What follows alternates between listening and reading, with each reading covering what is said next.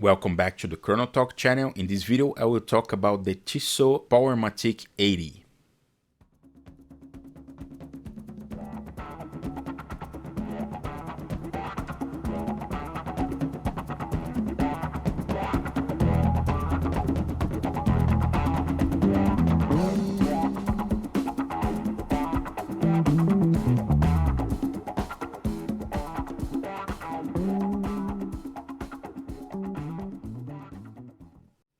So this is a question that many of the followers already asked me before, so I decided to make this video regarding this movement actually, because the Powermatic 80 is not a TISSOT model. It's a TISSOT movement that is used in different models, different families, and it's called 80 because it have 80 hours of power reserve. And before going into more details of this movement, it's important to mention the history of TISSOT with the use of special materials, in this case polymers or plastics. In the beginning of the 1970s, TISSOT launched a watch named Astrolon, also known as Idea 2001, which was a watch entirely made of plastic, even the movement. It was a mechanical watch with the case entirely made of plastic, and the movement that was hand-wound was also made of plastic. The base was plastic, all the wheels were plastic. The only things that were metal was the mainspring, because it have to be very elastic, and you can only do this with metals. So the mainspring, the balance wheel, and the hairspring were metal. Everything else were plastic, and it was a special polymer that have auto lubricant characteristics. The idea was to make a watch that was easier to manufacture, because the plastic, all the parts could be injected, and the assembly was also very easy. So the production of the parts and the assembly of the entire watch could be done more automatically with less processes, making a more affordable watch, and that also doesn't need any kind of maintenance within its entire life. But despite all of this, the Astrolon wasn't exactly a commercial success, and I will explain why in a special video dedicated to this subject. But this started the relationship of TISSOT with the use of this kind of polymers, which were also very linked to the history of the Swatch, because Swatch also used this part of this expertise to make its early models. So basically, what is the Powermatic 80 movement? It is not a completely new movement. It is actually a modernized ETA 2824. It actually shares 80 to 90% of the parts with the 2824,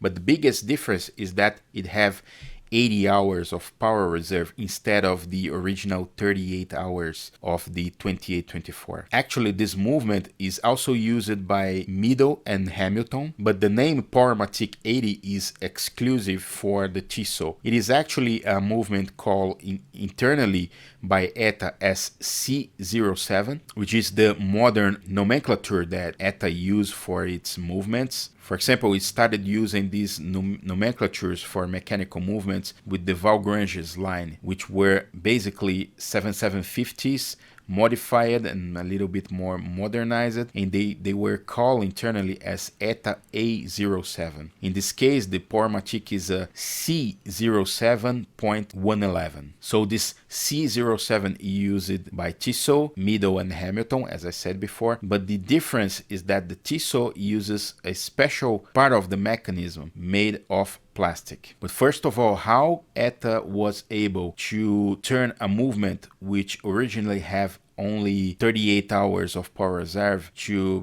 become 80 hours of power reserve? Well, the trick starts on the Mainspring Barrel, because the barrel itself, the power reserve depends on the size of the barrel and how many wounds of mainspring you have inside the barrel. The problem is if you are using a base that already exists, like in this case the 2824, you cannot change the size of the barrel.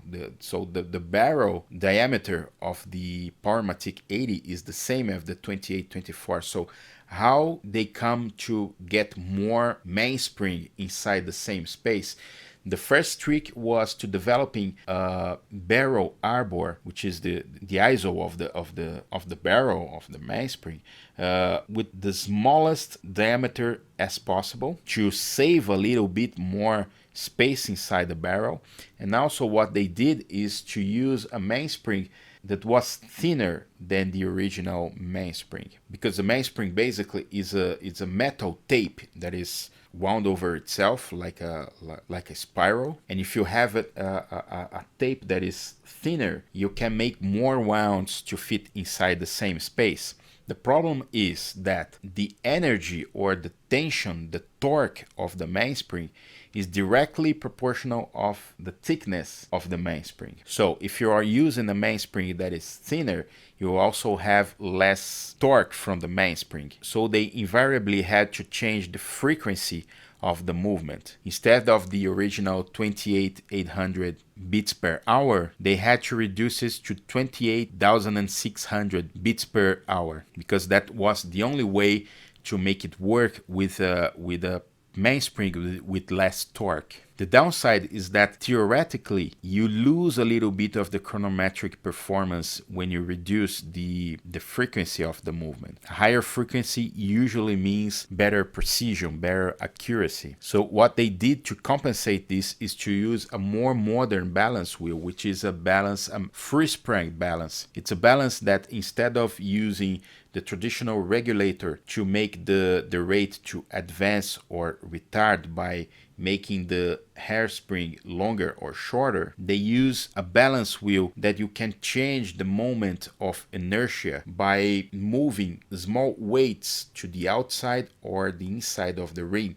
This way you can change the rate of the watch to make it run faster or slower without touching the hairspring. So you usually achieve a better performance, a better accuracy this way. So basically the C07 and the Powermatic 80 is exactly this, is a ETA 2824 with more power reserve. And why they did this? Basically because there is a tendency among the industry to have movements with more power reserve. And why?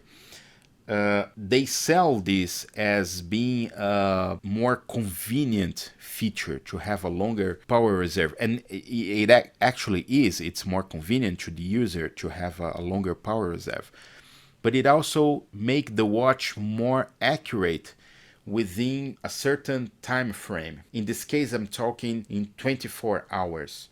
24 hours is what the chronometer tests like the COSC use to measure if the watch is accurate. So they measure the rate with full power, and then after 24 hours with supposedly should be more or less half of the power, because before this trend of longer power reserves, the movements usually had something like 40, 42, 48 hours. Even the 2824 had 38 hours. So after 24 hours, it had lose a lot of power. So a good movement should keep the accuracy after 24 hours. But when you make the power reserve longer, what you get at the end is less energy loss after 24 hours. So basically, movements with a longer power reserve had a better performance under chronometric tests. It doesn't mean that in practice, in everyday, they will be better. They can be, but it's not a rule. But on chronometric tests, they have a better performance. And the third reason for that is that it's also a commercial trick, because since Swatch Group said that in the 2000s that they will stop supplying ETA movements or ETA EBOs, which were incomplete movements for brands outside the Swatch Group, what happened was that a lot of alternatives like the Selita came up. If you don't know what I'm talking about, you can see this video that will appear here on the card where I explain what is the ETA and Selita.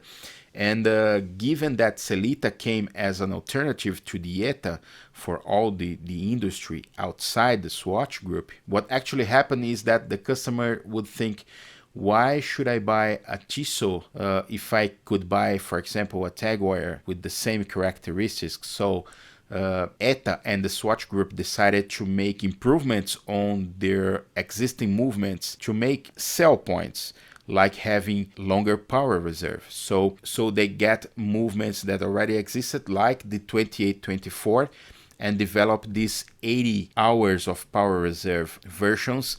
They also did this to the 7750. For example, Hamilton have a special version of the 7750 that use 60 hours of power reserve instead of the original 48. And also ETA did this to the 2892 movement for Longines. Longines have the L888 movement, which is basically a 2892 that have a longer power reserve using the same tricks as the Powermatic 80, and also have a free spring balance wheel and silicium hairsprings. So it's basically a very modern 2892 that offers a lot of advantages for the brands inside the Swatch Group over the brands outside that are using the competitor movements. Now back to the Powermatic 80, one very peculiar thing that TISSOT used on this model compared to the models used by Hamilton and Middle is the escapement wheel and the pallet fork made of polymer. So this brings TISSOT back to this tradition of using special materials and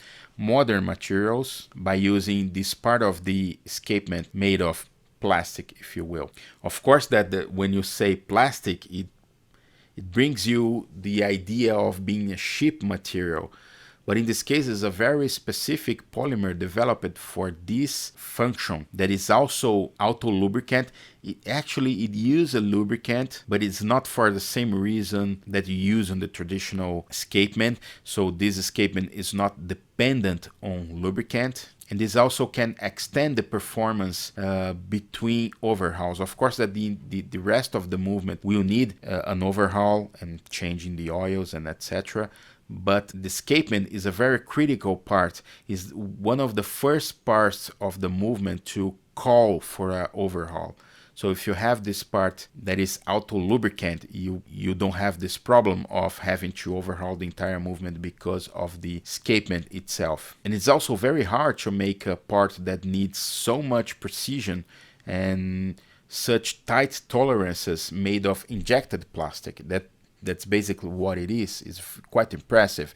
And the performance is very good. Of course that given that they are molded parts, you cannot adjust them. So if in case they came with a manufacturing defect, or in case they have some deformation over time, and then of course the performance will drop a lot and you can't adjust it.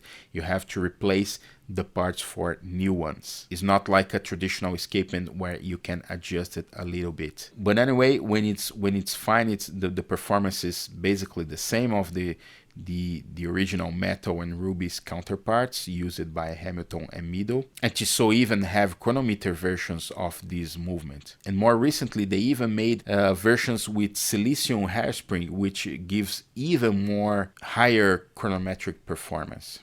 So basically that's it. I hope you like it. Hope you learned something new from this video. Don't forget to give me your thumbs up. Click on the subscribe button in case you didn't yet, and keep following.